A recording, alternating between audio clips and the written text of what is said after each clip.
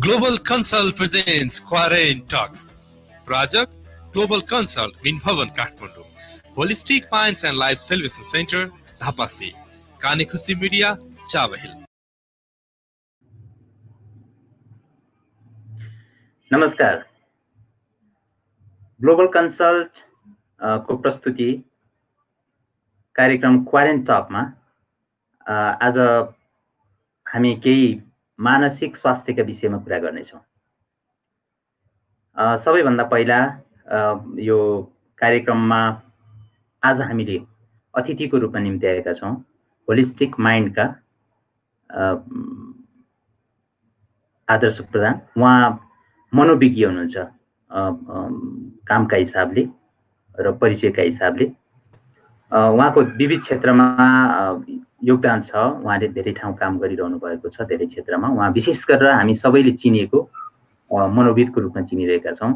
र आज विशेष गरेर यो क्वारेन्टाइनको यो बसाइमा हामी मानसिक स्वास्थ्य अहिले धेरै लकडाउनको बेलामा चाहिँ धेरै असरहरू भइरहेको छ। हामी कसरी बसिरहेछौँ, हाम्रो खानपान कस्तो छ, मानसिक अवस्था कस्तो छ, मानसिक स्वास्थ्य बच्चाहरूको मनोवृत्ति कस्तो भइरहेको छ, यही विषयमा हामी यसकै सेरोफेरोमा रहेर कुराकानी गर्नेछौँ। आदर्शजी, स्वागत छ तपाईँलाई। धन्यवाद। के छ, केमा व्यस्त हुनुहुन्छ हिजो आज, के गर्दै हुनुहुन्छ? अहिले यो लकडाउन चलिरहेको छ। भन्न त म लकडाउन भन्ने शब्द त्यति बोल्न मन पराउँदिनँ, तर मान्छे यो फुर्सद छ भनिरहेको बेला आफू चाहिँ साह्रै व्यस्त जस्तो महसुस गरिरहेको छु। बिहानै उठ्छु, लायन्स क्लब अफ काठमाडौँ निर्वाहना र holistic minds and life celebration सेन्टरले विगत 51 दिनदेखि एउटा ध्यान साधनाको कार्यक्रम आयोजना गर्छ। त्यसलाई मैले कन्डक्ट गर्ने मौका पाइरहेको छु। अस्तित्वले यो जुराइरहेको छ। म अति अभाव भएर बिहानै उठ्छु, त्यो कार्यक्रम कन्डक्ट गर्छु र अनलाइन अहिले विभिन्न प्रविधिको माध्यमबाट देश विदेशमा रहेको धेरै जो समस्यामा परिरहेका छन्, जो मानसिक अवस्थाबाट अलिकति जुन विभिन्न स्ट्रेसको कारणले समस्या परिरहेको छ, उहाँलाई अनलाइन क्लासहरू लिन्छु अनि उहाँसँग काउन्सिलिङ गर्छु। त्यो बाहेक आफ्नो सत्सङ्ग साधनामै बहुत व्यस्त छु र परिवारसँग छु। अहिले एकदम परिवारको पनि धेरै गुनासो थियो, समय दिइरहन पाएको छैन, खालि व्यस्त छ भन्ने कुरा। र अहिले चाहिँ एकदम भरपुर म परिवारसँग पनि समय बिताउने मौका पाइरहेको छु। यसरी नै मेरो लकडाउन दैनिकी यसरी चलिरहेको छ। अनि यो बिहानको तपाईँको मेडिटेसन चलिरहेको छ नि, यो चाहिँ 51 दिन पुरा भयो भन्नुभयो। यसको इम्प्याक्ट के भइरहेको छ, तपाईँले के त्यसको फिडब्याक के पाइरहनु भएको छ? वास्तवमा यो मेडिटेसन अब हामीले जिस्किँदै भनेको मतलब हाम्रो आत्मसन्तुष्टिको लागि गरेको।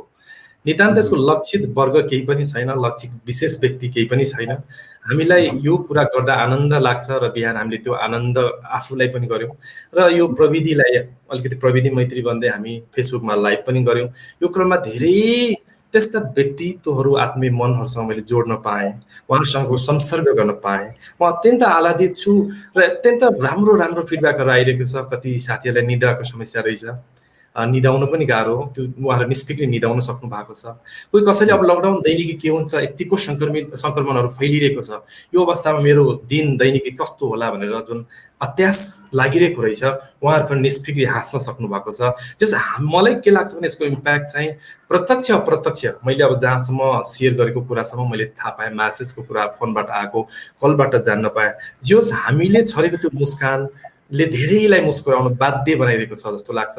कतिलाई यो पीडा पनि हुनसक्छ, किनकि मुस्कुराउन नजानिरहेको मान्छे, गम्भीरतामा बसिरहेको मान्छेलाई मुस्कुराउन अलिकति केही समय चाहिँ पीडा पनि जस्तो लाग्छ। तर पनि यसले एउटा राम्रो एउटा इम्प्याक्ट पारिरहेको छ जस्तो मलाई लाग्छ। मैले एउटा तथ्याङ्कमा पढेको छु हालसालै कि मानसिक स्वास्थ्यको हिसाबले अहिले यो नेपालमा लकडाउनको अवस्थाको हाराहारीमा झन्डै 2.5 महिनाको यो समयमा चाहिँ 900 जति नेपालीहरूले भनौँ न आत्महत्या गरेर आफ्नो जीवन खेर फालिरहेका भनेर त्यसको मैले पढेको छु। के तपाईँको अध्ययनले यसलाई के देखाउँछ? यो सही तथ्याङ्क हो अथवा केही यसमा करेक्सन केही छ? तथ्याङ्कको हिसाबमा जहाँसम्म लाग्छ सही हुनुपर्छ, तर कति तथ्याङ्कमा डेटामा नआइसकेको पनि कुरा हुनसक्छ। तथापि पनि यो लकडाउनको समयमा पनि मानसिक समस्या चाहिँ झनै विकराल रूपमा आइरहेको छ र भर्खरै मात्र पनि केही हप्ता अगाडि मात्र संयुक्त राष्ट्र सङ्घले कोरोनाको भन्दा पनि यो मनोसामाजिक समस्या चाहिँ अब एकदमै यो विशाल रूपमा यो कुनै एउटा ठाउँ विशेष मात्र होइन, वर्ग विशेषमा मात्र होइन, सिङ्गो विश्वलाई पनि एकदम यो मानसिक समस्याको रूपमा आउन सक्छ भनेर एउटा चेतावनी पनि दिएको छु। त्यो हिसाबले मैले भन्छु सुसाइडल एटेम्प्ट मात्र होइन, यहाँ मेन्टल डिसअर्डरका अरू पाटाहरू, मान्छे हाँस्न नसक्नु, गम्भीर भइराख्नु र मान्छेले अब के हुन्छ भनेर आफ्नो भविष्यप्रति एकदम चिन्तित हुनु, छिनछिनमा डराइरहनु, मनमा धेरै कुरा खेल्नु, एन्जाइटी, डिप्रेसन, सप्रेसन, सफोकेसन, या धेरै धेरै चिजहरू छन्। र मैले सुसाइडल कुरालाई मात्र राखिनँ, इभन सुसाइडल कुरा त हामी क्वारेन्टाइनमा बसिरहेको मान्छे भागेर पनि सुसाइड गर्यो भन्ने कुरा सुनिरहेको छौँ। यो नेपालको कुरा मात्र होइन, सिङ्गो विश्वमा पनि अलिकति यो सुसाइडल टेन्डेन्सी पनि बढेको पाएको छ। तर समग्रमा भन्नुपर्दाखेरि अहिले लकडाउनको यो कारणले गर्दा, यो सङ्क्रमणको यो कारणले गर्दा धेरै मान्छेलाई चाहिँ एउटा एक किसिमको भयले नराम्रोसँग गाँजिएको चाहिँ पाएको छु मैले। अनि यो जस्तो यसको मेन कारण चाहिँ अहिले के हुनसक्छ, हामी अलिकति त्यो विषयमा खोतलौँ न। जस्तो अहिले सबै मान्छे अलमोस्ट लकडाउनमा छन्, मान्छेको व्यावसायिक रूपले अप्ठ्यारो होला, कोही कसैको अथवा कामको हिसाबले कसैको जागिर गएको होला होइन, धेरै पाटाहरू यसमा जोडिएको हुन सक्लान्। र सबैभन्दा महत्त्वपूर्ण कुरा त जुन जस्तो अवस्थामा भए पनि उनीहरूको मानसिक स्वास्थ्यको हिसाबले चाहिँ त्यो स्वास्थ्य सङ्कट देखिनु सबैभन्दा ठुलो समस्या नै भयो होइन। यसको एकदम सपाट विश्लेषण गर्दाखेरि चाहिँ सबैभन्दा 1, 2, 3 गर्नै पर्ने विश्लेषण चाहिँ के हुनसक्छ, जस्तो बुँदागत रूपले तपाईले भनिदिनु भयो भने मलाई सजिलो होला। जस्तो यो अहिले मानसिक समस्या जुनको कारण भयो, हामीले जीवनमा कहिल्यै पनि सोचेको थियौँ कि लकडाउन भन्ने शब्द, आइसोलेसन जस्तो शब्द, क्वारेन्टाइन शब्द कसमा थिए होला, त्यो कुरा मलाई मेरो बौद्धिकता अथवा मेरो ज्ञानले भ्याएन त्यो कुरा। तर पनि यो जुन नयाँ नयाँ शब्दहरू आइरहेको छ, त्यसरी नै हामी यो लकडाउनको यतिको लामो समयसम्म हामी बस्छौँ भने कसैले पनि सोचेको थिएन। यो सिङ्गो विश्व नै स्तब्ध भएको, टक्क अडिएको समय भएको कारणले हाम्रो मस्तिष्कले कुनै पनि कुरा जब जानेकै हुँदैन, कुनै कुरा एक्सपिरियन्स गरेको हुँदैन, नौलो लाग्छ, त्यो मस्तिष्क चाहिँ कन्फ्युज हुन्छ। जस्तै अहिले हामी बिहान जेवरिस भन्ने मेडिटेसन गराउँछौँ, त्यति बेला हामीले नजानेको भाषाहरू बोल्न लगाउँछौँ, मस्तिष्कले बुझ्दै नबुझेको भाषा बोल्न थालेपछि मान्छेको मन चाहिँ त्यहाँ स्तब्ध हुने रहेछ, कन्फ्युजन हुने रहेछ, पजल हुने रहेछ। त्यसरी नै अहिले हामी यो दैनिकै त हामीले कहिले भोगेको थिएनौँ नि, कहिल्यै भोगेको थिएनौँ, कथामा पनि सुनेको थिएनौँ, बाउ बाजेबाट पनि सुनेको थिएनौँ, बरु भूकम्पका कुरा सुनेको थियौँ, भोग्यौँ पनि। तर यो कहिल्यै नभोगेको यस्तो कुरा यसरी बन्द कोठामा बसिराख्दा कति हाम्रा मनका ती प्यासहरू, इच्छा चाहनाहरू अडिरहेको छ, कति हाम्रा सोचहरू होला, बिजनेसको प्लानिङ होला, यो पढ्छु भने होला, कहाँ देश विदेश जान्छु भन्ने कुरा होला, त्यो सबै कुरा चाहेर पनि हामीले चाहिँ यहाँ दबाइराख्नु पर्ने कुरा छ। त्यसले गर्दा चाहिँ मान्छेमा एक किसिमको उकुस मुकुस हुनु स्वाभाविक हो, जसले कारणले चाहिँ केही चाहिँ एउटा मेन्टल डिसअर्डरको पार्टमा पहिलादेखि नै बसिरहेको अवस्था, जसले चाहिँ एक किसिमको तनावहरू लिएर बसिरहेको अवस्थाको मान्छेलाई झन् एक्सपोजर मिल्यो यसले। अर्को कुरा चाहिँ अब के हुन्छ त, मान्छेको सबैभन्दा ठुलो डर अन्तत भनेको मृत्युको डर हो।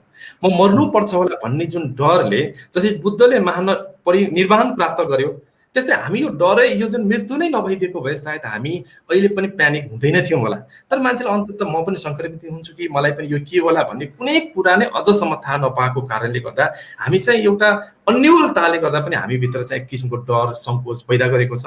र अर्को कुरा चाहिँ चाहिने भन्दा बेसी चाहिँ हजुर तपाईँलाई लाग्दैन, मैले अलिकति रोकिहालेँ होइन, तपाईँलाई लाग्दैन कि यो चाहिँ बढी मानसिक रूपले अप्ठ्यारो भइरहेको अहिले हामी सबैसँग सोसल साइटहरू अनि एकदमै धेरै अनलाइन मिडियाहरू, अरू भनौँ न युट्युबहरू, वाटेभर, जस्तो टेलिभिजन, रेडियो, जे भेटिन्छ त्यो चाहिँ मिडियामा एकदमै धेरै बढी फोकस भएर तपाईँको न्युजसँग बढी कन्सर्न राख्ने मान्छेहरू बढी आतङ्कित भइरहेको जस्तो लाग्दैन? अत्यन्त महत्त्वपूर्ण प्रश्न उठाउनु भयो।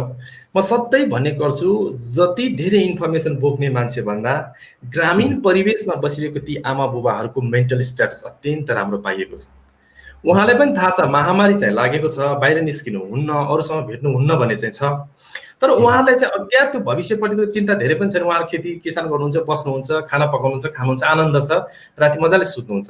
तर जो व्यक्ति विभिन्न एप्सको बहानामा, विभिन्न भनौँ न हामी प्रेस कन्फरेन्सको बहानामा कति मर्यो, इभन अहिले 9 जना मर्यो भन्ने समेत अपडेटेड चाहिँ मिडियाले मात्र होइन, प्रत्येक व्यक्तिले आफ्नो स्ट्याटसको माध्यमबाट त्यो भनिराख्दाखेरि प्रत्येक मान्छेलाई चाहिँ कोरोना कोरोना कोरोना भनेर, जुन कोरोनाले मार्ने नमार्ने र सङ्क्रमण हुने नहुने त्यो फरक कुरा हो, त्यो पाटोको भर सहज फरक तरिकाले गरौँला।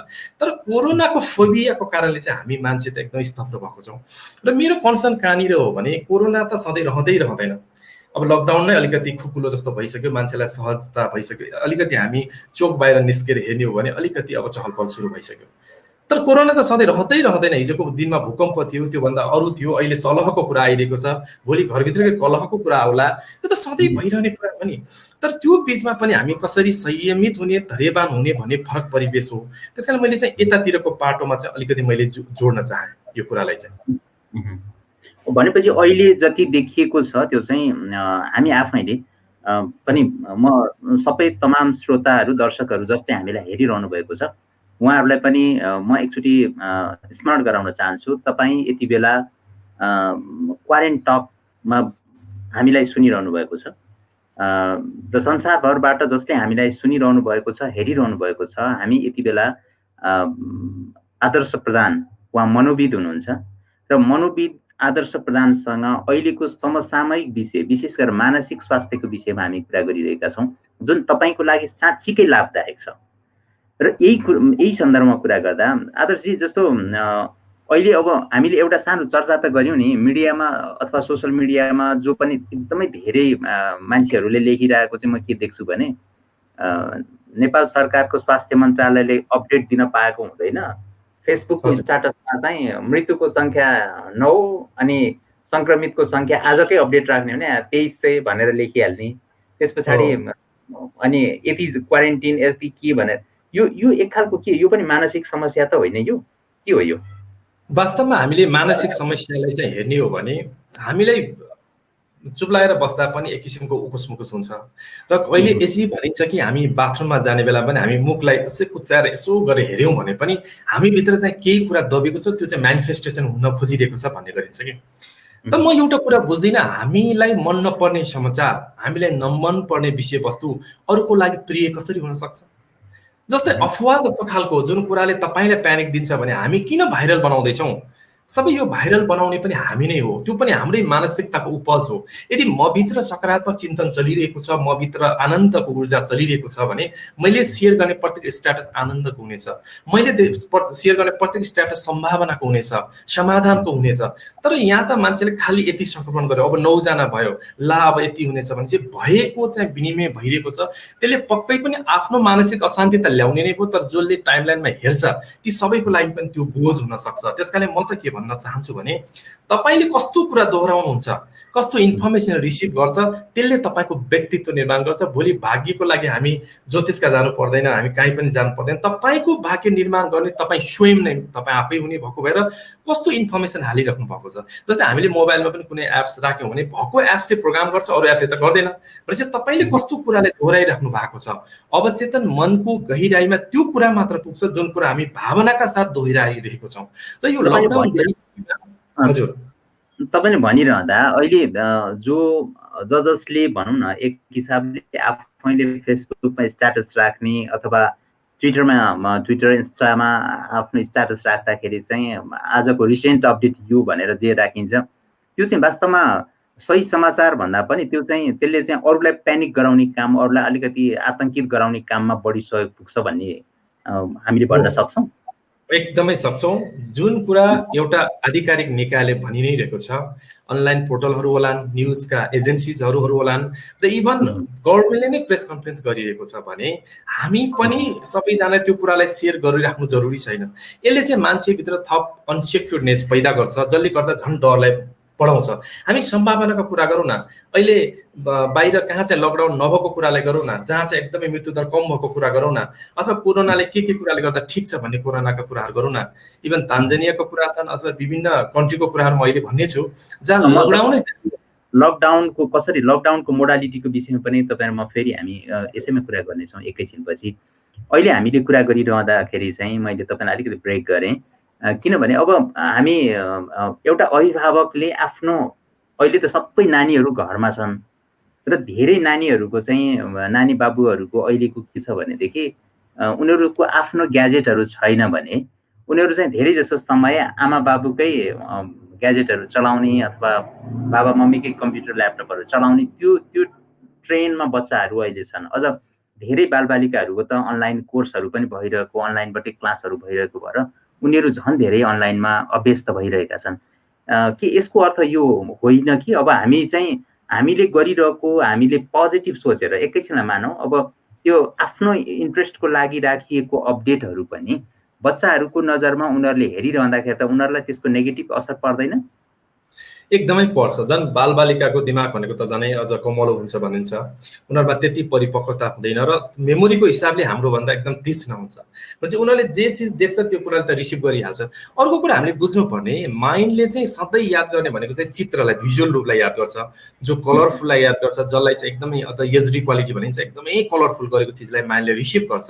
त्यस कारणले गर्दा अहिलेको जुन नोबेल कोरोनाकै चित्रलाई हेरौँ, सबैको इमेजमा आँखा चिम्लेर कोरोना कस्तो छ भने क्राउन भएको यस्तो छ भन्ने थाहा भइसक्यो कि वास्तवमा एक्ज्याक्ट पिक्चर त्यो हो र होइन। त्यस कारणले गर्दा मैले भन्न खोजेको, जे चिज तपाईँले बार बार देख्नुहुन्छ, बार बार त्यसलाई अनुभूत गर्नुहुन्छ, त्यसले नराम्रो इम्प्याक्ट पार्छ। अहिले कसैले पनि हामीले कोरोना भन्न साथ ओहो आनन्द भन्ने त भन्दैन होला नि। कोरोना भन्न साथ एउटा यस्तो गम्भीर टाइपको संक्रमण गर्न सक्ने, मार्न सक्ने भाइरस हो भन्ने जान्छ र बच्चाहरूलाई पनि यसको बारेमा क्लियरिफिकेसन छैन। अहिले स्कुल बन्द छ, घरमा बुवा आमा आफै डराइरहेको छ, अभिभावक नै डराइरहेको देखेपछि बच्चाहरूलाई झन् असुरक्षितको भाव हुने नै भयो।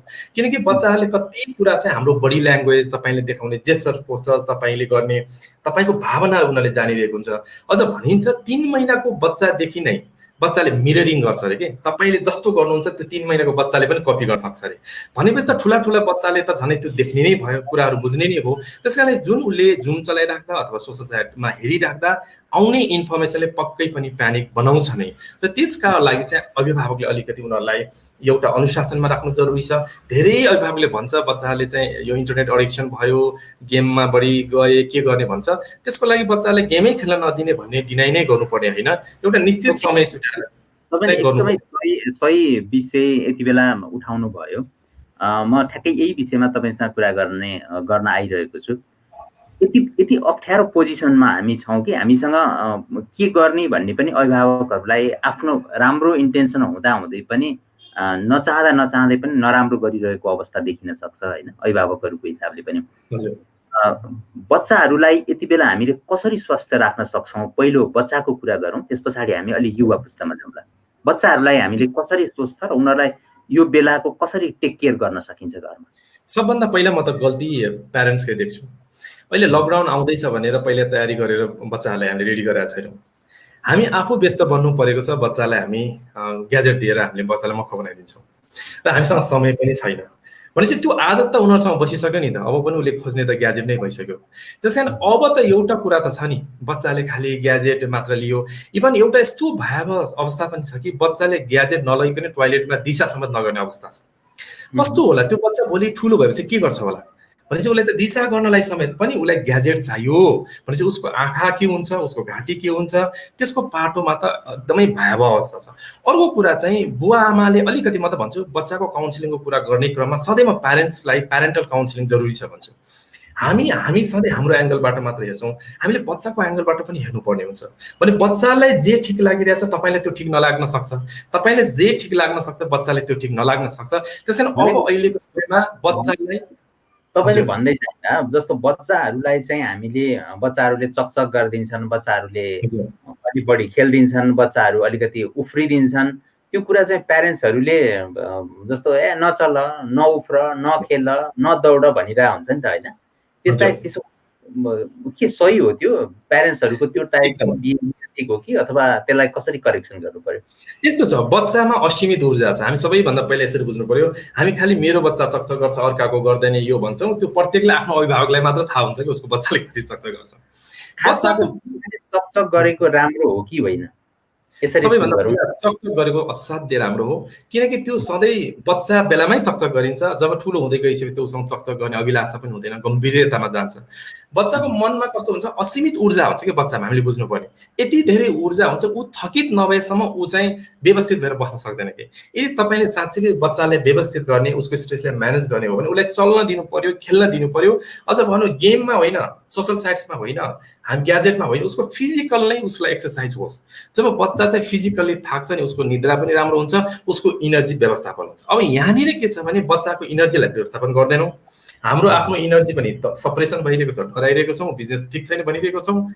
त्यो हिसाबले चाहिँ बच्चाको जब हामीले ऊर्जा व्यवस्थापन गर्दैनौँ तबसम्म बच्चाले चाहिँ स्ट्रेस म्यानेज गर्न सक्दैनौँ।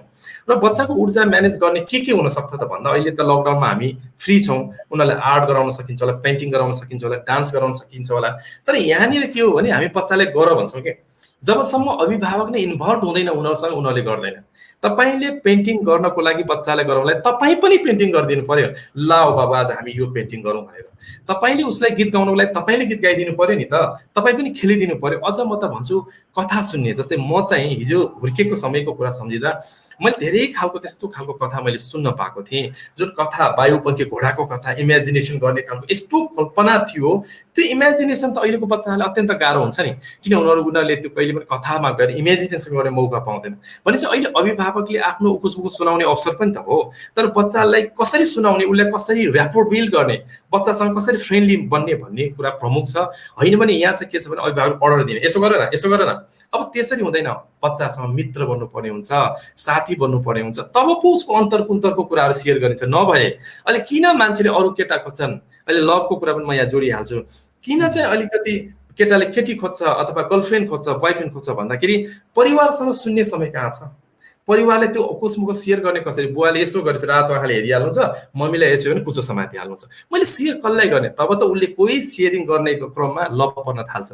अब हेर्नुहोस् है, त्यस कारणले मैले यहाँनिर के जोड्न थालेको भने उनीहरूको उकुसमुकुसको कुरा यदि परिवारले सुनिदिने हो भने धेरै खालको त्यो समस्याहरूबाट चाहिँ हामी बाहिर निस्किन खोज्छौँ, एउटा कुरा। र दोस्रो कुरा, हामीले बच्चाको मौलिकपनलाई बुझ्दैनौँ, उसको युनिकनेसलाई तपाईँले स्वीकार्नु पर्यो नि, उसको युनिकनेसलाई निकाल्नै दिँदैन। तपाईँले भने जस्तो बच्चा हुनु पर्यो, तपाईँले खोजे जस्तो टप गर्नु पर्यो, अर्काको बच्चाको तुलनामा राम्रो बोल्न सक्नु पर्यो। तपाईँको बच्चाको मौलिकपन के हो कहिले हामीले सोचेको छौँ, उत्खनन गर्न हामीले सोचेको छौँ? हामीले त अरूको जस्तो बनिदिनु भयो, तपाईँले जस्तो बनाउनु पर्यो। यही कुरामा चाहिँ हाम्रो बच्चाको सङ्कट भइरहेको छ। ठ्याक्कै भन्दाखेरि जस्तो एकदमै अब यो विषय हामीले अलि लामो कुरा सोध्न खोज्यौँ भने तपाईँसँगबाट धेरै कुरा जानकारी हुन्छ, सबैलाई थाहा छ। तर छोटकरीमा भन्दाखेरि चाहिँ सबैभन्दा के गर्दाखेरि बच्चाको आफ्नो युनिकनेस, उसको भित्रको एकदमै इम्पोर्टेन्ट कुरा उसले कसरी प्रकट गर्न सक्छ, के कारण खोतल्न सकिन्छ, त्यो छोटकरीमा भन्न सकिन्छ? एकदम सकिन्छ। जे गर्दाखेरि उसलाई आनन्द महसुस गर्छ, जे गरौँ जस्तो खोज्छ, हामीले याद गर्ने। जोसँग जे गर्न मन लाग्छ ऊ भित्र त्यही कुरा नै हुन्छ। कोही बच्चा पेन्टिङ गर्न खोज्छ भने तपाईँले उसलाई पेन्टिङ गर्नलाई प्रोत्साहन गर्ने। कोही बच्चा गीत गाउन खोज्छ भने तिमी सिङ्गर बन्ने, पढ्नु सर्नु छैन सिङ्गर बन्ने। कोही बच्चालाई टेक्नोलोजीको कुरामा अध्ययन गर्न मन लाग्छ भने तिमी पढ्नु छैन टेक्नोलोजी भने। हामी सधैँ खालि पढ्नुपर्छ मात्र भनिरहेछौँ कि पढ्दैमा अब्बल बन्दैमा बोर्ड फर्स्ट ल्याउँदैमा उहाँहरू अहिले कहाँ हुनुहुन्छ? यसरी एकताल हेरौँ न। हामीले त सधैँ रोल मोडल भनेर त बोर्ड फर्स्ट हुनेहरू हो नि, टप गर्नेहरू हो नि। तपाईँले साँच्चीकै टप गर्नेहरूको अहिले हेर्ने भने उहाँहरू कहाँ हुनुहुन्छ? कतिजना त यो एजुकेसन फिल्डमा पनि हुनुहुन्न सायद। त्यस कारण मैले भन्न खोजेको कुरा, हामीले बच्चालाई असल बनाउनु पर्ने हो। सफलको कुरा फरक कुरा हो, तब असल बन्ने दौडानमै सफल अन्तत बनि नै हाल्छ। तर ऊ भित्रको त्यो भावना जुन तपाईँको प्रश्नमा म केन्द्रित हुन्छु, त्यो उत्खनन गर्नलाई उसलाई जे गर्दा मजा लाग्छ, उसलाई जे गर्दा ऊ आनन्दित फिल गर्छ, प्लेजर आउँछ, उसको मुस्कान आउँछ, ऊ भित्रको माधुर्यता चम्किन्छ, त्यो कुरा गर्न प्रेरित गर्ने। र हामीलाई नै मन नपर्न सक्छ कि कोही अब अहिले त पहिला त गीत गाउनु, मेरो पालामै कुरा गर्नुहुन्छ भने म गीत सिक्ने भने पढ्नु सक्छ गीत सिक्न जाने अथवा सिङ्गिङको सोख राख्ने। तर आजको दिनमा त गीत गाएर पनि त दिवेशको हामीले अमेरिकामा त्यो शान देखिरहेको छौँ नि। भन्छ अब त गीत गाएर पनि संसारमा आफ्नो नाम राख्न सक्दो रहेछौँ भन्ने हो। त्यस कारणले म कुनै साइन्स स्ट्रिम, कुनै चाहिँ म्यानेजमेन्टको कुरा र आर्ट्सको कुरा भन्दिनँ। जे गरिन्छ ब्युटिफुल्ली गर्ने, अझै गर्न गरिन्छ, त्यसलाई सुन्दर रूपमा गर्नको लागि अभिभावकले प्रेरित गर्यो भने ऊ भित्रको मौलिकता फुल्न थाल्छ। नभए भने त त्यो मौलिकता त्यहाँ स्खलित हुन्छ। हामी अब एकैछिनमा युवाको कुरा र त्यस पछाडि युवाको छोटकरीमा कुरा गरेपछि हामी लकडाउनको मोडालिटीको विषयमा पनि फेरि कुरा गर्नेछौँ। दर्शकहरू, तपाईँहरू यति बेला हेरिरहनु भएको छ क्वारेन्ट टक। हामी ग्लोबल कन्सल्ट, त्यसै गरी कानेखुसी मिडिया र होलिस्टिक माइन्डको संयुक्त प्रायोजनमा यो कार्यक्रम तयार पारेका छौँ। लकडाउनको समयमा हामी सबै घर घरमा छौँ र घर घरबाट चाहिँ यो हाम्रा भावनाहरू हामी कसरी बसिरहेका छौँ, लकडाउनको समयलाई हामी कसरी उपयोग गर्नुपर्छ, कसरी गरिरहेका छौँ र बालबालिकाहरूको मनोविज्ञान कस्तो हुन्छ, यही विषयमा यसकै सेरोफेरोमा रहेर हामीले आज मनोविज्ञ आदर्श प्रधानसँग कुरा गरिरहेका छौँ। आदर्श प्रधान एकजना सुपरिचित मनोविज्ञ हुनुहुन्छ र उहाँ मेडिटेसनको रेकी मास्टर पनि हुनुहुन्छ, रेकीको पनि राम्रो अध्ययन गर्नुभएको छ। आदर्शजी, अब युवाहरूको पनि अहिले कलेजहरू बन्द छ, पढाइ स्टप नै भइरहेको छ, उनीहरू एकदमै धेरै जसो समय चाहिँ अघि हामीले कुरा गरे जस्तै सोसल साइट र अझ गेमहरूमा गइरहेका छन् होइन। एकदमै धेरै यो पब्जीदेखि दुनियाँ गेमहरू छ। यो सबै अभिभावकहरू एक हिसाबले यसको प्रभावबाट कोही पनि मुक्त छ जस्तो मलाई लाग्दैन सहरी क्षेत्रमा। यसबाट जोगिन युवाहरूलाई चाहिँ तपाईँको खास ठ्याक्कै युवाकै लागि दिनुपर्ने तपाईँको टिप्स के हो? मैले यो कुरा फेरि पनि दोहोऱ्याएँ। सबैभन्दा ठुलो कुरा भनेको अभिभावक चाहे सानो बच्चा हुनु र युवा बच्चा पनि बच्चा नै हुन्छ। जतिसुकै ठुलो भए पनि बुवा आमाको लागि त्यो बच्चा सानो नै लाग्छ, नजानेकै लाग्छ। त्यस कारणले गर्दा युवासँग पनि, युवा त अझ झनै एडभान्स भइसकेको हुन्छ। इभन 21 वर्ष पछिको हो भने त अझ उसको माइन्डको पनि पुरा डेभलप भइसकेको हुन्छ। 21 भन्दा बिलोको त माइन्ड पनि पुरा डेभलप भएको हुँदैन कि फिजिकल्ली पनि कुरा गर्दाखेरि। भनेपछि त्यति बेला त अत्यन्त गाइडेन्सको जरुरी छ। जुन बेला चाहिँ बाटो अलिकति बिराउन थाल्यो भने त्यसले होल सिरिज नै एउटा परिवारले नमिठो एउटा छाप भोग्न बाध्य हुन्छ। त्यस कारणले हामीले त कुरा के हो भने एउटा त सानैदेखि नै त्यसलाई कस्तो संस्कार दिइरहेको छौँ भन्नेले अर्थ राख्छ। तपाईँले कसरी उसलाई हेरिराख्नु भएको छ, उसको मौलिकतालाई कसरी फुलाइराख्नु भएको छ, तपाईँले हेर्ने नजर के हो। म एउटा कुरा सोध्न चाहन्छु, तपाईँको बच्चा, तपाईँको छोराले बुवा भन्न साथ साथी जस्तो तपाईँलाई अङ्कमाल गर्न सक्छ? तपाईँसँग आज जिस्किन सक्छ, बुवा आज यो मैले यो जोक्स भनेर सुनाउन सक्छ? या तपाईँसँग बुवाको मुड हेर्दै उसले यसो गरेर हेर्नुपर्छ? त्यसबाट पनि तपाईँले बच्चाले बनाएको तपाईँप्रतिको छवि बुझ्नु पर्ने हुन्छ। भनेको कुरा के हो, आफ्नो केटाकेटीहरूलाई एकदमै फ्रेन्डली इन्भाइरोमेन्ट दिनु पर्यो, साथी जस्तो व्यवहार गर्नु पर्यो भन्ने हो होइन तपाईँको? हो एकदमै। अहिलेको समयमा हामीले अब डिटेक्टिभ पारा के यो हो पहिला मैले त्यो भोगिरहेको थिएँ। हामी चाहिँ कस्तो छ भने हामीले जीवनमा अनुभव गरेको एक्सपिरियन्स चाहिँ लागू गर्न खोज्छौँ कि सायद हाम्रो जीवनमा अलिकति हामी उनीहरूको तुलनामा बढी अनुशासित र बढी कडा नियमबाट आएका थियौँ होला। तर अब समय परिवेश बिल्कुल फरक छ। अब हामी साथीको ढङ्गमा र बच्चाहरूले कुनै पनि कुरा, युवाहरूले कुनै कुरा बुझाउनु पर्यो भने डाइरेक्ट यो गर भन्ने निर्देशन होइन कि यसो गर्न सकिन्छ भन्ने हो। जस्तै उदाहरणको लागि यदि उसले चाहिँ नराम्रो केही चिज खान्छ, स्मोकिङ गर्छ भने ऊ फुटबल पनि राम्रो खेल्न खोज्छ भने बाबु हेर फुटबल खेल्नु एकदम राम्रो कुरा हो, बाट सुरु गर्नु पर्यो कि हामी पहिला पोजिटिभ कुराबाट सुरु गर्नु पर्यो। तिमी एकदम फुटबलमा राम्रो गर्छौ, वाउ, अब म्याराडोनाको कुराहरू, पेलेको कुरा होला अथवा तपाईँको मेस्सीको कुरा होला, रोनाल्डोको कुरा होला भन्दै उसलाई राम्रो कुरा देखाउनु पर्यो। र तिमी पनि त्यस्तै बन्न चाहन्छौ भने नि बाबु एउटा कुरा लङ्स त राम्रो हुनु पर्यो, फोक्सो त तिम्रो राम्रो हुनु पर्यो। र फोक्सोलाई असर केले गरिरहेछ? उसले आफै भन्छ चुरोटले। अनि ऊ आफै रियलाइज गर्न थाल्छ, वाउ मैले यदि चुरोट खाएँ भने म त भोलि मेरो जीवनको लक्ष्य के हो त भन्दा त फुटबलको एउटा प्लेयर हुनु। यसरी चाहिँ अलिकति मैले यो ठ्याक्कै भन्दाखेरि ठ्याक्कै त्यही कुरामा मिल्छ भनेको होइन, तर मैले यहाँ उदाहरण के प्रस्तुत गर्न खोजेको भने उसको इन्ट्रेस्टको कुराबाट, सकारात्मकको कुराबाट गएर उसलाई अप्रत्यक्ष रूपमा चाहिँ त्यो रियलाइजेसन गर्ने हिसाबले गरायो भने उसले छोड्छ। होइन भने कति सब्सटेन्स लिइरहेको बुवा आमाको बच्चाहरू बुवा आमाको अगाडि चाहिँ लिँदैन, तर भित्रभित्र लिइरहेको धेरैको समस्या पाइरहेको छ। र अर्को कुरा मैले हजुरले भने जस्तै मित्र बन्नु पर्यो। र जब नजिक बनिन्छ, बाबु आमाप्रतिको ऱ्यापोर्ट बिल्ड बन्छ, तब बल्ल उसले केही कुरा भन्न महसुस गर्छ कि। र अहिले त मैले धेरैको के देखेको छु भने खाना खाने समय पनि छैन कि। र एकदमै पपुलर जो व्यक्ति साँच्चीकै समाजको लागि लिडर जस्तो देखिए पनि घरको लागि चाहिँ उहाँहरू असफल साबित भएको कारण नै त्यो। किनभने पहिलो परिवार हो नि। जब मैले परिवारलाई नै बदल्न सक्दिनँ, जब मैले स्वयं आफैलाई बदल्न सक्दिनँ भने मैले समाजलाई बदल्ने त्यो केही दिनको छवि भए पनि त्यो दिवा सपना हुन्छ, अन्ततः त्यो देखिन्छ नै। त्यसैले त मैले भन्छु बढी से बढी यो लकडाउनको समयमा युवालाई के हुन सक्छ भने बुवा आमा नजिक बस्ने, उनीहरूको अन्तरको कुरा गर्ने, अथवा एउटा साँझ एउटा समय बनाऊ न। ल आज हामी राति 7 बजे चाहिँ सबैजना जम्मा हुने, दिनभरि के कुरा गऱ्यो तिमीहरूले इन्ट्रेक्सन, र आजको एउटा नयाँ पोजिटिभ के हुनसक्छ न्युज सेयर गर्ने। सानो बच्चाले पनि सेयर गर्छ, बाबा आज त मैले त हेर्नु यस्तो कुरा जाने, अनि आमाले यो गर्छ। त्यो हुँदाखेरि चाहिँ एउटा चाहिँ सत्सङ्ग जस्तो कि हामी ध्यान अध्यात्म सत्सङ्ग, राम्रो सङ्गतको राम्रो कुराहरू विनिमय गर्ने भन्छौँ। त्यसरी नै हामीले एउटा किन बनाउन सक्दैनौँ? त्यो चाहिँ एउटा अभिभावकले त्यो खालको एउटा समय अनुकूलता मिलाइदियो भने त्यो सम्भव छ। होइन भने चाहिँ अलिकति जब कम्युनिकेसन ग्याप हुन थालेपछि बुवालाई पनि, बुवा र छोराको संवाद आमाले गरिदिनु पर्ने रहेछ है। सबसे यहाँ देखिएको खतरनाक कुरा के भने बुबा र छोराको पुलको काम आमाले गर्नुपर्ने, बुवा र छोरीको पुलको काम आमाले गरिदिनु पर्यो अथवा आमा र छोरीको पुलको काम बुवाले गरिदिनु पर्यो भने यो चाहिँ अत्यन्त दयनीय अवस्था हो। हामीले हाम्रो परिवारप्रति बनाएको तपाईँको छवि कस्तो हो? त्यसैले अब त आफैले परिवारको बच्चाहरू भन्दा पनि अभिभावकले आत्मालोचना छातीमा राखेर हेर्नु पर्यो कि मैले कस्तो संस्कार दिइरहेको छु, मैले हिजो जस्तो संस्कार लिए मैले त्यस्तो संस्कार दिने होइन, त्यहाँ करेक्सन गर्नुपर्ने म देख्छु। अब हामी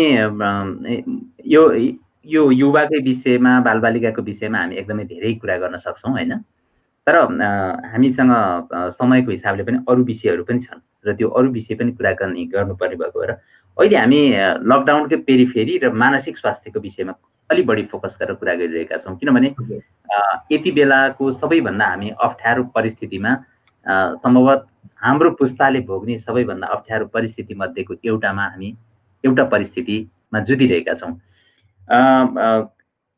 यो लकडाउनको मोडालिटीको विषयमा पनि विभिन्न चर्चा परिचर्चाहरू सुरु भइरहेका छन्। हामीले कस्तो खालको मोडालिटी अपनाउने, कसरी गर्ने, के गर्दाखेरि उपयुक्त हुन्छ भनेर हामीले बाहिरको नकारात्मक कुराहरू यहाँ भित्र्याउनु जरुरी छैन, तर पोजिटिभ एस्पेक्टबाट हेर्दाखेरि चाहिँ हामीले के गर्दाखेरि हाम्रो जनजीवनलाई सहज बनाउन सक्छौँ अब, किनभने हामीले लामो समय यो लकडाउनको अप्ठ्यारो भोगिरहेका छौँ र यसबाट सिर्जित अब समस्या त झन् गहिरो रूपले झन् गहिरिँदै जाने निश्चय नै छ।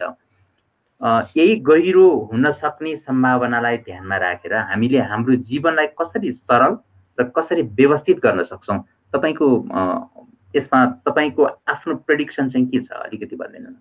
अत्यन्त महत्त्वपूर्ण प्रश्न सोधिनु भयो यहाँले, धन्यवाद सर। यो महत्त्वपूर्ण पनि छ, यस अर्थमा यो अत्यन्त संवेदनशील पनि छ र यो बिचमा भनिराख्दा धेरै खालको कन्ट्रोभर्सियल कुराहरू पनि आउन सक्छन्।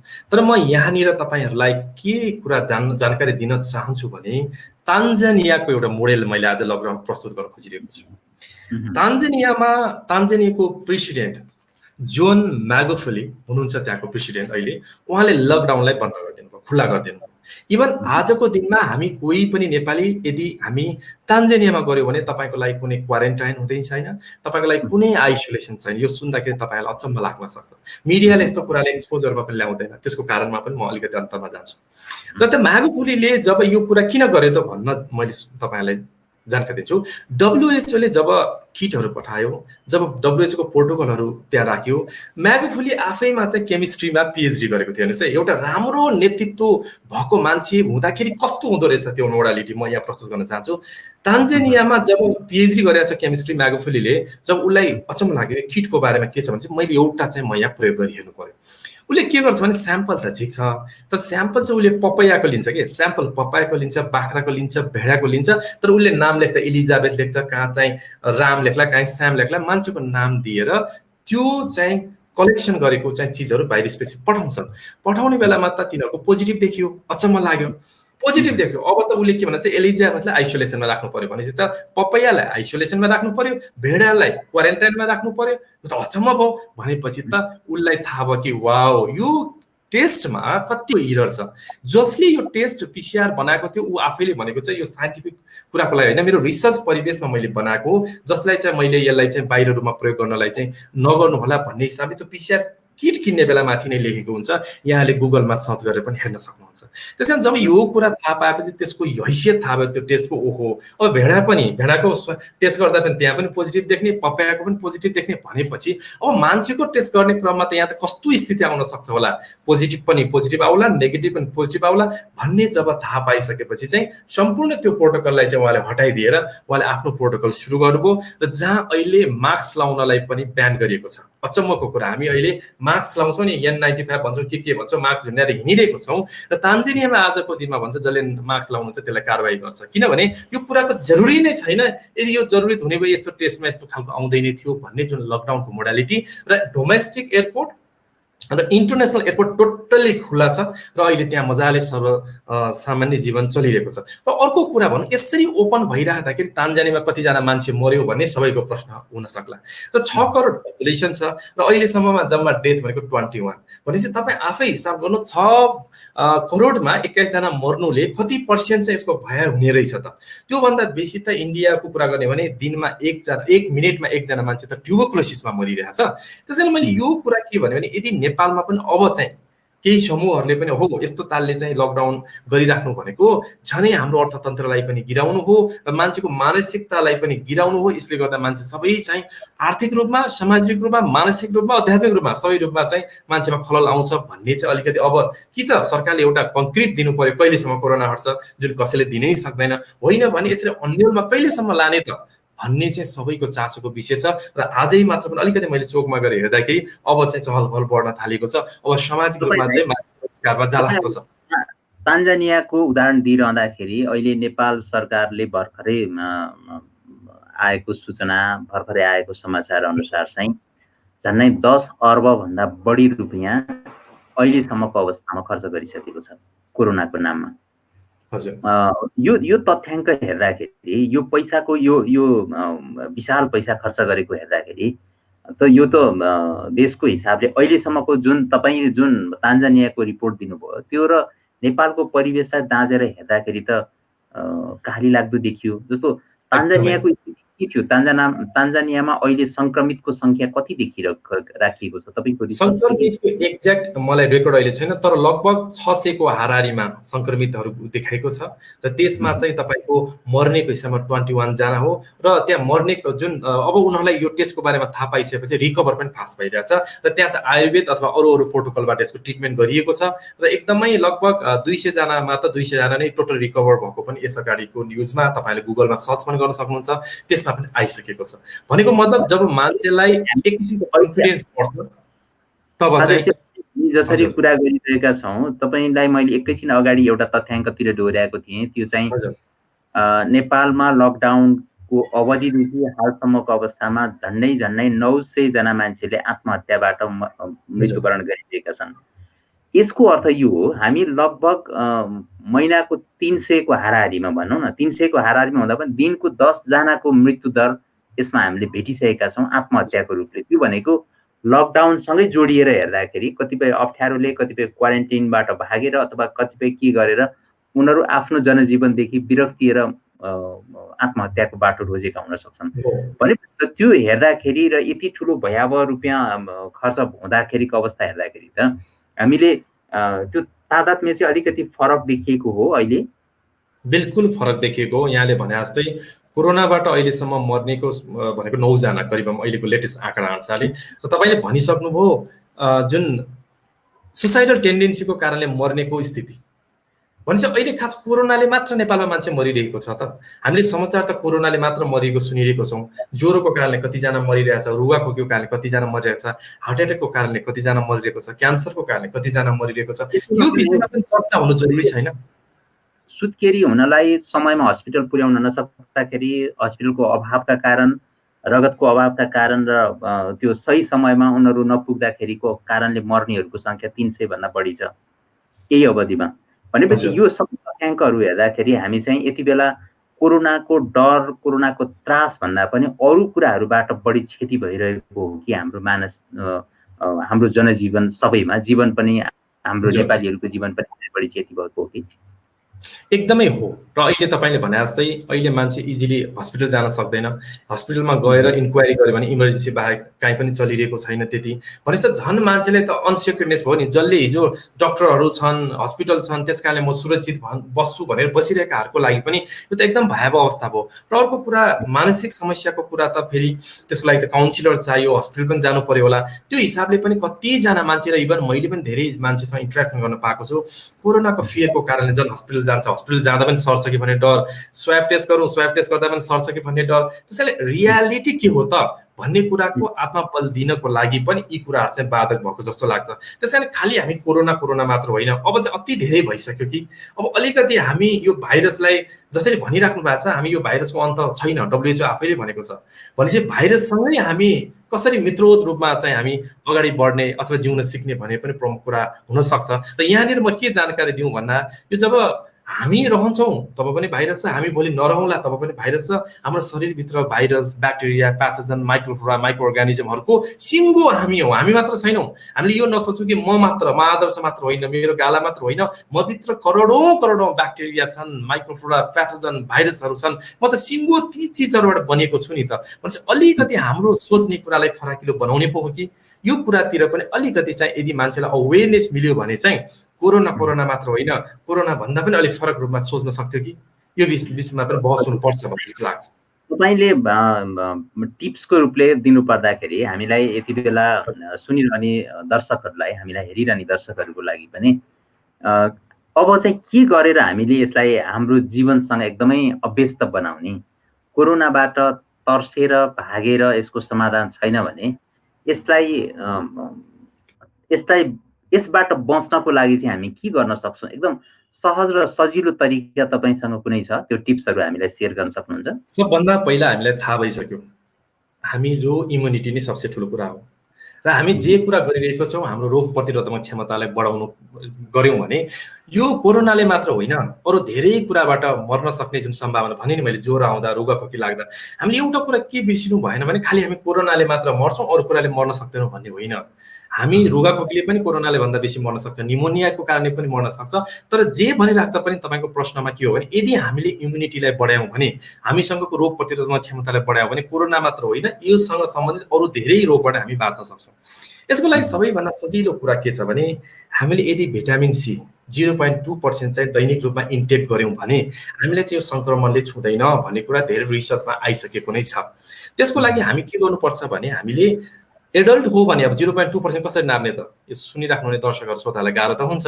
यदि म जस्तो एडल्ट, हामी जस्तो एडल्ट हो भने 2वटा जुनार अथवा 2वटा सुन्तला जो चाहिँ साइट्रससँग रिलेटेड होस्, त्यो चिज चाहिँ के हुन्छ, त्यो 2टा ठुलो खान सक्छौँ। यदि बच्चा छ, सानो धेरै बच्चा छ भने 4-5 चम्चा खुवाउन सकिन्छ। तर हामीभन्दा अलिकति सानो बच्चा छ भने एउटा चाहिँ दैनिक रूपमा चाहिँ हामीले जुनार होला अथवा सुन्तला होला, कागती भनिरहेको छौँ है, यहाँ फलफुलको फ्रुट्समा कुरा गरिरहेको छौँ, त्यो दैनिक हामीले इन्टेक गऱ्यौँ भने हामीलाई सङ्क्रमण चाहिँ हुन सक्दैन, पहिलो कुरा।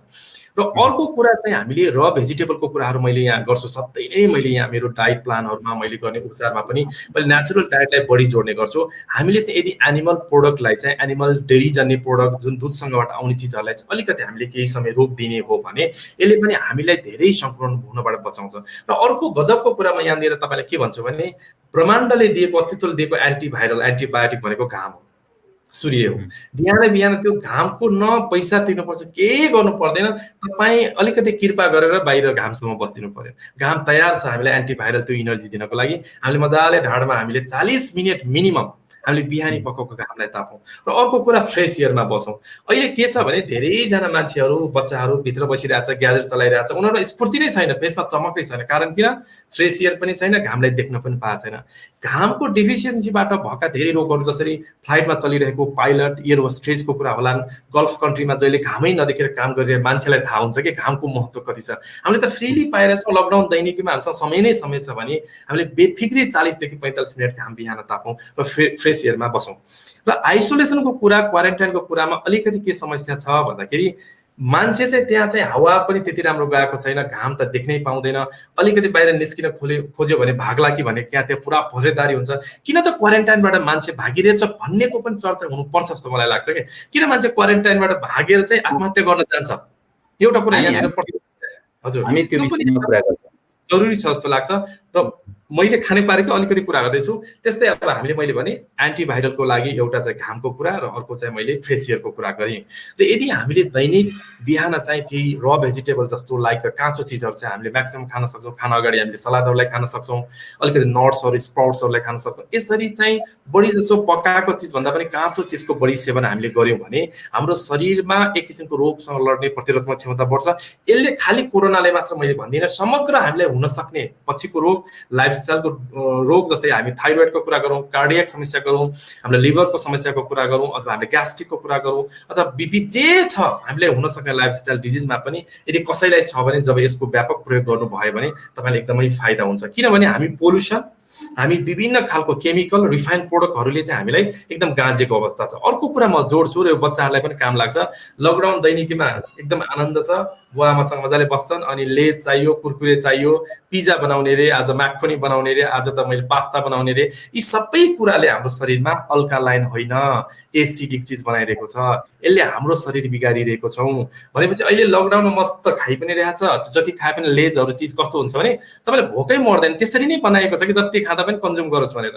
र त्यसले पछि उसको मोटापा, ओबिसिटीको कुरा, उसको शरीरको ग्लुकोज लेभलको कुरा के हुन्छ होला। त्यसैले अहिले म के अनुरोध गर्छु प्यारेन्ट्सलाई भने खालि बच्चाले मात्र दोष होइन, अब तपाईँले मजाले एउटा पाकलाई सिकाउनु पर्यो कि आज फाफरको ढिँडो बनाउने होला, आज हामीले यस्तो बनाउने होला भनेर मजाले जो चाहिँ परिवारै मिलेर बनाउन सकिने कि अझ कन्ट्रिब्युसन हुने गरी आज यो बनाउ बरु युट्युबमा राखौँ, टिकटकमा राखौँ भने उनीहरूलाई अलिकति सृजनात्मकसँग जोडिएर उनीहरूलाई खानपानको किन कला नसिकाउने र जुन कुराले अर्ग्यानिक पनि होस्, शरीरलाई फाइदा पनि होस् र उनीहरूलाई क्रिएटिभिटीतिर पनि लैजाओस्, यसरी जोड्ने यी कुरालाई मात्र हामीले फलो गऱ्यौँ भने अहिले कोरोनाको कुरामा हामी त्यति धेरै डराउनु पर्ने हुँदैन जस्तो लाग्छ मलाई। यो मेरो नितान्त मेरो विचार हो।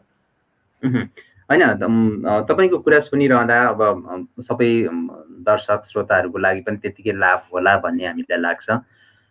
दर्शकहरू, यति बेला हामी क्वारेन्ट टकको यो श्रृङ्खलामा कुरा गरिरहेका छौँ मनोविद आदर्श प्रधानसँग। उहाँ लामो समयदेखि बालबालिकाको मनोविज्ञान र युवा, अरू वयस्कहरू सबै खाले मान्छेहरूको मनोविज्ञानको गहिरो अध्येता पनि हुनुहुन्छ। र आज हामी उहाँलाई यो क्वारेन्टिनमा बस्दाखेरि र लकडाउनमा बस्दाखेरिको अवस्थामा खानपानदेखि सबै कुराहरूमा हामीले आफ्नो स्याहार कसरी गर्ने त्यो विषयमा अलिकति बढी चर्चा गरिरहेका छौँ आज।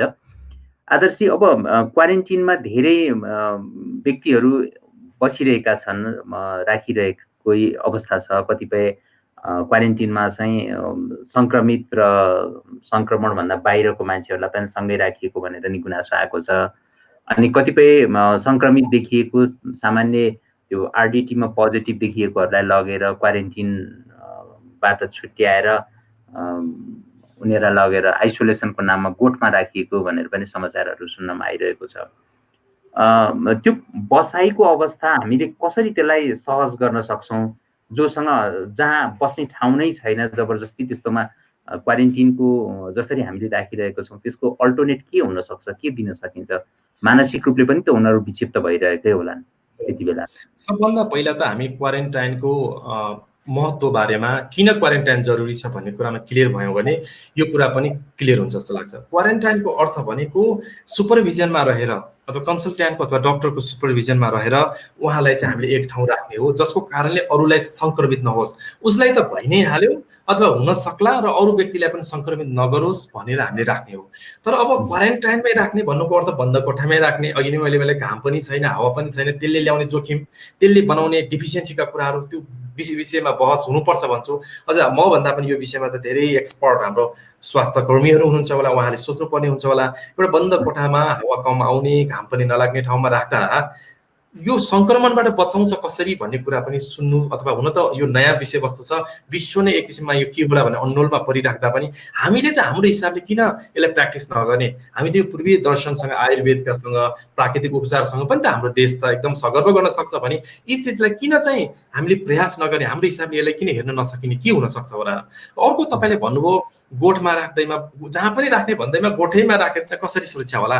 भोलि त्यहाँ चाहिँ अरू किराले टोक्ने, जङ्गली अथवा केहीले आक्रमण गर्ने अथवा सर्पले नै टोक्ने अथवा उसको हाइजिनको कारणले हुने समस्याको खतरा कसले जिम्मा लिने?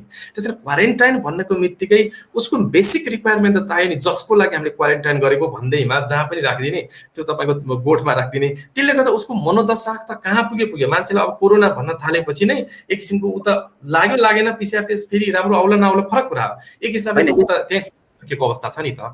यसमा काउन्सिलिङ म रोक्छु, एउटा कुरा म रोक्छु। त्यो काउन्सिलिङ जब हामी क्वारेन्टाइनमा राख्छौँ अथवा हामी आइसोलेसनमा राख्छौँ, त्यसमा पनि आज मैले त्यति त थाहा पाएको छुइनँ। त्यहाँ पनि यदि साइकोलोजिस्टलाई राखेर उनीहरूलाई चाहिँ अलिक मनोदशा बढाउने, मनोबल बढाउने, त्यो खालको अभ्यास, उनीहरूको अवचेतन मनबाट त्यो कोरोनाले निकाल्ने, हिलिङ भइरहेको छ भन्ने कुराले जगाउने, अथवा मेडिटेसन हुनसक्छ। कमसे कम भर्चुअली त्यहाँ एउटा एलसिडी राखेर मेडिटेसन बिहान बिहान गराउँदा कोरोना सङ्क्रमितलाई त असर त पर्दैन होला। यो मोडालिटीमा हामी किन जान सक्दैनौँ? कमसेकम उनीहरूलाई पिस, राम्रो म्युजिक सुनाउने, कमसेकम त्यहाँ आउँदाखेरि पिस, एक किसिमको इन्स्ट्रुमेन्टलको आवाज सुन्न किन सकिँदैन होला? अथवा राम्रो एक किसिमको के स्मेल, आनन्द दिने खालको किन यो मोडालिटी यतातिरबाट हामी किन सोच्न सक्दैनौँ भन्ने पनि मैले यहाँ अनुरोध गरेँ। दर्शकहरू, तपाईँहरूमध्ये कोही सरकार नियन्त्रित कुनै पनि ठाउँमा हुनुहुन्छ र सरकारसँग सम्बद्ध हुनुहुन्छ भने हाम्रो मनोविद आदर्श प्रधानको यो कुरा सुनिदिनु भयो भने तपाईँको लागि लाभ नै हुन्छ होला जस्तो लाग्छ। सरकारले यति बेला के गर्न सक्छ भन्ने विषयमा हामीले के गरेन भनेर नसोधौँ, के गर्न सक्छ भन्ने विषयमा पनि हामीले कुरा गरिरहेका छौँ। र जे सानो कुरा हामीले गर्दाखेरि आम नागरिकलाई खुसी, अनुहारमा खुसी आउन सक्छ भने प्रोस भन्ने तपाईँलाई लाग्छ। जस्तो मानसिक स्वास्थ्यका हिसाबले नागरिकहरूलाई एकदम स्वस्थ बनाउन एउटा जिम्मेवार सरकारको भूमिका के हुन्छ? हामी कहाँनिर काम गरिरहेका छैनौँ, कहाँनिर चुकेका छौँ? एउटा कुरा कस्तो हुन्छ भने म अलिकति सानो कुरा जोड्न चाहन्छु। हाम्रो विश्वास, हाम्रो धारणाले नै हाम्रो शरीरमा धेरै कुराहरू असर गरिरहेको हुन्छ। जस्तै यदि मलाई कसैले चाहिँ तिमीमा केही छैन तर पनि रोग छ भनेर डक्टरले भनिदियो, तर त्यसको बारेमा चाहिँ डायग्नोसिस भएको छैन भने पनि नेसिबो भनिन्छ, त्यसको कारणले चाहिँ मलाई चाहिँ रोग लाग्ला, अब म रोग लाग्यो भनेर चिन्तन गर्दा म रोग लाग्न सक्छ। त्यस्तै अर्को छ विषय प्लासिबो भन्ने गरिन्छ। यदि मलाई चाहिँ यसले राम्रो गर्छ है, कसैले भनेको कुरा चाहिँ अगाध उसको श्रद्धाको कारण, विश्वासको कारणले त्यो कुरालाई म ठिक हुन्छ भन्ने हिसाबले सोच्दा त्यो मान्छे ठिक हुन सक्छ भनेपछि अहिले कोरोनाको त उपचारको केही पनि कुरा, हात धुने, मास्क लाउने भन्दा अरू केही नै छैन भने किन हामी यो क्षेत्रबाट काम गर्दैनौँ? हामी भित्रको त्यो मनोदशालाई, मोरल बुस्टलाई चाहिँ अब भनिन्छ नि, धेरै जो चाहिँ कोरोना संक्रमणबाट मुक्त भएको मान्छेहरूको मैले कुरा सुन्दा मनोबललाई चाहिँ उच्च राख्नु पर्दो रहेछ कोरोनाबाट त बाँचेर आइयो भन्दा मलाई चाहिँ के लाग्छ भने कमसेकम त्यो कोरोना लागिरहेको मान्छेलाई चाहिँ मेन्टली रिल्याक्स कसरी बनाउने, ऊ भित्रको आत्मबललाई कसरी बढाउने, राज्यले चाहिँ यतातिर कमसेकम के गर्न सकिन्न नसकिने कुराको बहस भन्दा पनि यो त सकिने कुरा हो भने कमसेकम एटलिस्ट एलसिडीबाट एउटा चाहिँ उनीहरूको लागि जुम सेसन गरेर हुन्छ कि मेडिटेसनको एउटा प्र्याक्टिस चाहिँ गराइदियो भने कमसेकम उनीहरू पनि कोरोना म कहिले हिल हुँ भन्दा पनि ऊ चाहिँ नेचुरल्ली एक किसिमको रिल्याक्सेसनको स्टेटमा गयो भने ऊ चाहिँ हिल हुन सक्ने धेरै सम्भावना, क्यान्सर जितेका धेरै कुराहरू छन् भने कोरोना पनि हुन सक्दैन भन्ने होइन। यो भनिरहँदाखेरि प्रोटोकलमा नराख्ने, ट्रिटमेन्ट बेसमा नलाने भनेकै छैन, यो कुराको फेरि गलत अर्थ नलागोस्। तर जहाँ छ जे जस्तो हुन्छ उनीहरूलाई शान्ति गर्न, उनीहरूको मनोबललाई उच्च राख्न किन यो परामर्श नदिने, यो कुरालाई किन अझ युद्ध स्तरमा अथवा भनौँ न पुरा फोकस गरेर किन नगर्ने, यो विषयमा पनि मैले अनुरोध गरेँ। यो सँगसँगै अर्को तपाईँले भनिरहँदाखेरि हामीलाई जति मान्छेलाई सङ्क्रमणको अप्ठ्यारो परिरहेको छ उनीहरू चाहिँ त्यो सङ्क्रमणबाट अर्को रिजल्ट नआएसम्म उनीहरूकै इन्टरभ्यूहरू हामीले पढ्दाखेरि पनि एकदमै प्रत्येक पल मरिरहेको जस्तो अनुभव आफूलाई गरेँ भनेर धेरैले भनिरहेका छन् होइन। भनेको त धेरै मान्छे त त्यहाँ त्यो जुन अप्ठ्यारो सङ्क्रमित भइरहेको जो मान्छे छ उनीहरूको त मानसिक रूपले त उनीहरू झन् विक्षिप्त हुने, झनै अप्ठ्यारो हुने पोजिसन पनि देखियो नि होइन। उनीहरूसँग जोडिएको इनकेस कोही पनि सङ्क्रमितको परिवारलाई एउटा साँच्चीकै राम्रो काउन्सिलिङ तपाईँले गर्नु पर्दाखेरि चाहिँ उसले चाहिँ उसको परिवार सङ्क्रमणमा परेको छ भने उसले के गर्दाखेरि चाहिँ आफ्नो भनौँ न अभिभावकत्व उसले निर्वाह गर्न सक्छ अथवा उसको परिवारलाई उसले कसरी मानसिक शान्ति दिन सक्छ, मानसिक शान्तिको कुरा चाहिँ गरिदिनु न एकचोटि। हजुर, ओके, एकदमै राम्रो प्रश्न गर्नुभयो। र म त अब के भन्छु भने सरकारले पनि भन्दैछ अब यसरी नै सङ्क्रमण दर फैलिँदै गयो भने हस्पिटलमा होइन पोजिटिभलाई पनि अब घरमा व्यवस्थापन गर्नु पर्ला कि भन्ने पनि उहाँले सोचिराख्नु भएको छ। र मलाई के लाग्छ भने यदि घरमा चाहिँ कोरोना पोजिटिभले मजाले राखियो भने त्यहाँको भन्दा छिटो हिल पनि हुन्छ, किनकि उसलाई चाहिँ यो जेल जस्तो ठान्दैन, घर भनेको त आफ्नो जस्तो ठान्छ। र अर्को कुरा मैले फ्रेस हावाको कुरा गरेँ अथवा घामको कुरा गरेँ र अहिले के राम्रो चिजहरू गर्न सक्छ घरमा त छुट हुन सक्छ, त्यो हिसाबले पनि हिल हुने सम्भावना धेरै देख्दैछु मैले एउटा कुरा। र अर्को कुरा परिवारले यतिखेर के गर्ने भन्दा सबैभन्दा ठुलो कुरा के हो भन्दाखेरि कोरोनाबाट रिकभर भएको पनि धेरै मान्छे छ, हामीले बुझ्नुपर्ने।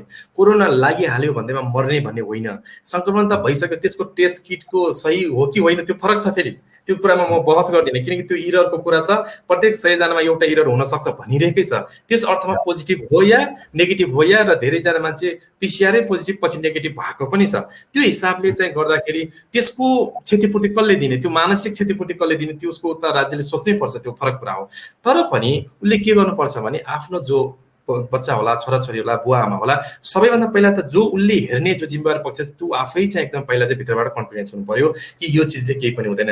हिजो मात्र मैले देखिरहेको थिएँ एउटा न्युजमा, श्रीमतीलाई बच्चालाई पेटमा भएको गर्भको बच्चालाई श्रीमतीलाई जुन कोरोना पोजिटिभ भइरहेको छ, श्रीमान ऊ सँगै बसिरहेको छ, ऊ चाहिँ टाढा गइरहेको छैन भन्ने कुराले मलाई एकदमै आनन्दित आयो। कोरोना ले पनि एउटा अगाध स्नेह माया प्रेमलाई त छुटाउन नसकिदो रहेछ नि त। त्यो एउटा उदाहरण त्यो जोडीमा देखेँ, म नमन गर्न चाहन्छु त्यो जोडीमा। त्यस कारणले गर्दा हामीले सक्ने कुराहरू, हामीले उसलाई आत्मबल बनाउने कुराहरू, कोरोनाको बारे सोच्नै नदिने। म त के भन्छु भने कमसेकम त्यो आइसोलेसन क्वारेन्टाइनमा जहाँ राखिन्छ त्यहाँ चाहिँ उसलाई कोरोना भन्ने नै कुरा फिल नहोस् कि। तर अब हामी त बढी मास्क लाउँछौँ, बढी सेनिटाइजर गर्छौँ, यी कुराले हामीले झन् झन् कोरोनाको फिल गराउँछ कि। मास्क लाउँदा पनि तपाईँले किन मास्क लाउने? कोरोना हर हमेसा हामीले कोरोना कोरोना, सेनिटाइजर जतिचोटि युज गर्छौँ कोरोनाको लागि, मास्क जतिचोटि लाउँछौँ कोरोनाको लागि। भनेपछि यसले चाहिँ हामीलाई, मेरो विचारमा घरमा जो जो हुनुहुन्छ बढी जसो यो मास्कहरू नलाउनु। वुहानमा एउटा घटना भएको थियो, म एउटा तपाईँलाई जानकारी दिन्छु। जो व्यक्ति चाहिँ एकदमै दौडिने गर्थ्यो र उसले मास्क लगाएर दौडिने क्रममा कति माइल, मलाई एक्ज्याक्ट मलाई याद बिर्सेँ, पछि उसको चाहिँ यो देब्रेपट्टिको लङ्स नै एकदमै सानो सानो भएर मुटु नै बिच भागमा सरेको तपाईँले गुगलमा सर्च गरेर हेर्न सक्नु, वुहानको घटना हो। भनेपछि हामी एक्सर्साइज गर्ने बेलामा, लङ ब्रिथ गर्नुपर्ने बेलामा यदि मास्क लाउनु पर्छ भन्ने हिसाबले लाग्यौँ भने त्यसले खतरनाक साबित हुँदो रहेछ। तर अब सोसल डिस्टेन्सिङको क्रममा भिडभाडमा जाने बेलामा ठिक छ, त्यसले पनि एउटा खालको आत्मबल बढाइरहेको होला। तर पनि जो खुल्ला ठाउँमा खुल्लै प्रयोग नगर्ने, अहिले त कतिपय व्यक्तिहरू घरमा बसेको बेलामा आफ्नै छतमा निक्लने बेलामा पनि मास्क लाएर निस्किरहेको देखिन्छ होइन। घरमा पनि झ्यालबाट यसो बाहिर निस्कनु पर्यो भने पनि मास्क लाएर निस्किरहेको देखिन्छ।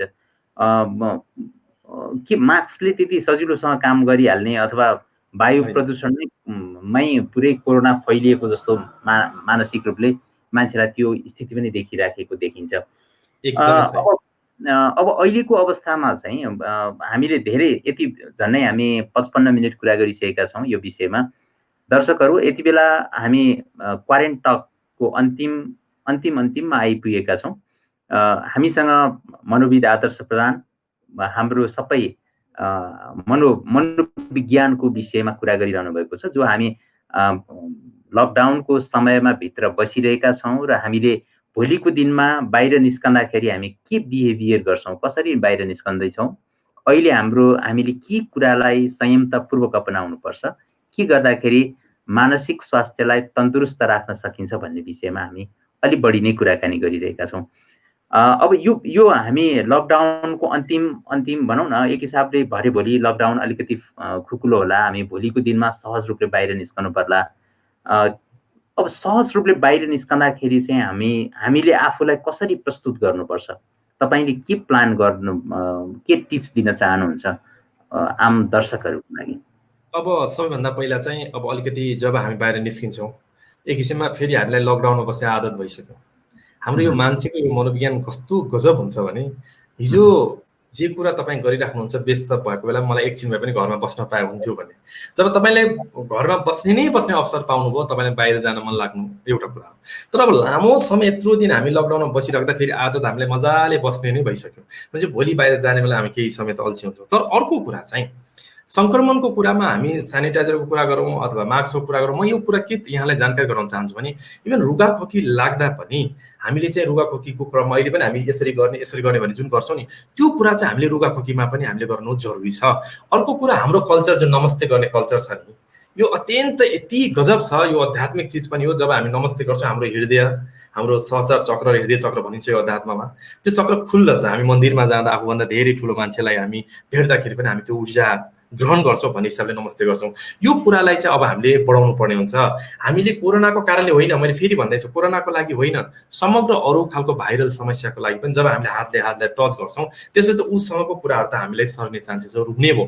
त्यस कारणले गर्दा एउटा कोरोनाकै मौसम पारेर यसलाई सकारात्मक रूपमा हामीले के एउटा बानी, हिजोको दिनमा त कस्तो हुन्थ्यो भने मलाई नै अनुभव छ, मैले नमस्ते गरेँ, हात मिलाइनु भने ठुलो मान्छे भयो, यसले के किन गरे जस्तो, के किन जाने जस्तो भन्ने आक्षेप पाउँथ्यो। आजको दिनमा त तपाईँ हात मिलाउन खोज्नुहोस्, अरूले चाहिँ तपाईँलाई हात मिलाउनु भन्दा पनि ओहो भन्ने कुरा चाहिँ आइसक्यो। भनेपछि व्हाइ नट हामी मजाले यो नमस्ते गर्ने एउटा संस्कार नयाँलाई डेभलप गरौँ।